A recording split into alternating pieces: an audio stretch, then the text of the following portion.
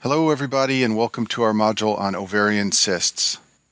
Ovarian cysts are relatively common. They're often detected by ultrasound when an ultrasound is performed on a woman for abdominal pain or some other reason. They look like a black circular space by ultrasound as shown in this picture on the screen here. And ovarian cysts are often functional, and by functional I mean they usually come from a normal ovarian structure, so many times they derive from an ovarian follicle or the corpus luteum.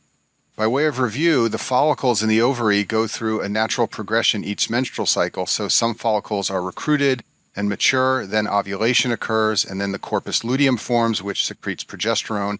And then around the time of menstruation, the corpus luteum begins to degenerate. So functional cysts usually result from one of these normal structures in the ovary. A follicular cyst is a follicle that fails to release its egg, and a corpus luteum cyst is a corpus luteum that fails to degenerate. Before we get into specific types of ovarian cysts, let's briefly review how follicles work in the ovary, because this will be important to understanding how these cysts function. So an ovarian follicle contains an egg surrounded by cells, and the two key cell types found in a follicle are the theca and granulosa cells. The job of the theca cells is to convert cholesterol into androstenedione, which is an androgen, and these cells are stimulated by luteinizing hormone, or LH. The granulosa cells then convert the androgens from the theca cells into estradiol, which is an estrogen, and the granulosa cells are stimulated by FSH. So in a normal ovary, these two cells functioning together lead to the synthesis and release of estrogens in the female.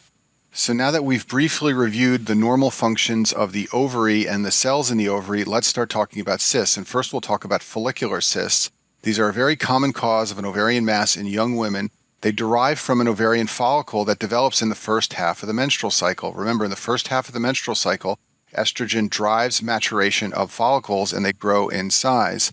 The reason follicular cyst forms is that this happens when an ovarian follicle fails to rupture and release its egg, or sometimes it happens when the ovarian follicle ruptures and then reseals. But either way, it doesn't release its egg and turn into the corpus luteum, and it stays a follicle inside the ovary, and that leads to formation of a follicular cyst. These follicular cysts are lined by granulosa cells, just like normal ovarian follicles, and for that reason, the granulosa cells make estrogen, and the fluid in the middle of the cyst is filled with estrogen. And in fact, these follicles may continue to release estrogen into the plasma, and this can stimulate the endometrium of the uterus to grow, just like estrogen normally does as part of the menstrual cycle. For this reason, a classic presentation of a follicular cyst is a relatively young woman who has pelvic pain plus irregular bleeding. Pain is caused by the growing follicular cyst, and the irregular bleeding is caused by the estrogen coming from the granulosa cells that line the cyst. One of the most important things for you to know about follicular cysts of the ovaries for step 1 of your boards is that this is the type of cyst that women with PCOS or the polycystic ovarian syndrome usually develop. In the endocrinology section in the video on the menstrual cycle, I talk about PCOS in detail. But this disorder gets its name polycystic because women with this condition develop multiple follicular cysts. They also have amenorrhea and excess androgens, which can cause hirsutism and insulin resistance and diabetes, and I talk about all of this in the menstrual cycle video, but the type of cysts they develop in the ovaries are usually follicular cysts. Our next type of functional ovarian cyst is called a corpus luteal cyst. So the corpus luteum is a large structure that forms in the ovary in the second half of the menstrual cycle. Its job is to produce progesterone. Basically, it's a temporary endocrine gland that forms each menstrual cycle to produce progesterone. This is a picture of one on the screen here. It's this yellow thing at the top. The reason it has lots of yellow is because that's cholesterol being used to synthesize progesterone. So if the corpus luteum fails to involute, that can lead to formation of a cyst. Now, one thing I want to point out here is that in pregnancy, it's normal for a corpus luteum cyst to form. In other words, the corpus luteum should not degenerate in pregnancy because it is maintained by the placenta. However, outside of pregnancy, if the corpus luteum fails to degenerate, then that can lead to formation of a corpus luteal cyst. The key thing to know about a corpus luteal cyst for step 1 of your boards is that these cysts may continue to produce progesterone, and that may delay menstruation. Remember that when progesterone levels fall because the corpus luteum involutes, that's what triggers the shedding of the endometrium and menstruation. If progesterone levels stay high because of a corpus luteal cyst, then menstruation won't occur.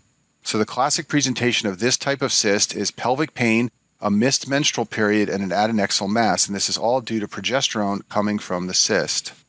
Let me briefly mention the evaluation of cysts by ultrasound. Now, you don't need to be an expert in evaluation of ovarian cysts by ultrasound, but I'll point out a couple of general principles which could come up on your exam.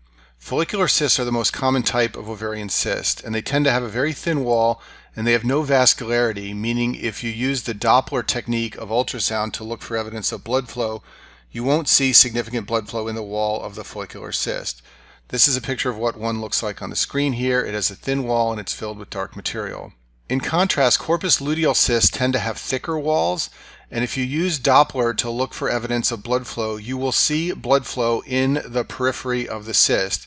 This finding is called the ring of fire because Doppler makes blood flow have color, and it looks like a ring of fire as shown in this picture here. So thicker walls with evidence of peripheral vascularity and the ring of fire finding is what you see in corpus luteal cysts. It's not found in follicular cysts.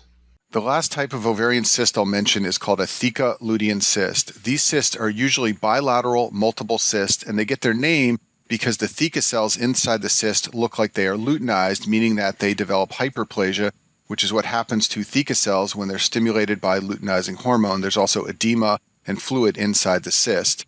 These are benign, but the key thing to know about theca lutein cysts is that they're associated with very high beta-HCG levels. So these occur in women who have twins who can have high HCG levels, or women who have a molar pregnancy also associated with high HCG levels. And they usually regress after the twins have been delivered or after the molar pregnancy resolves and the beta-HCG levels go back down to normal. And that concludes our video on ovarian cysts.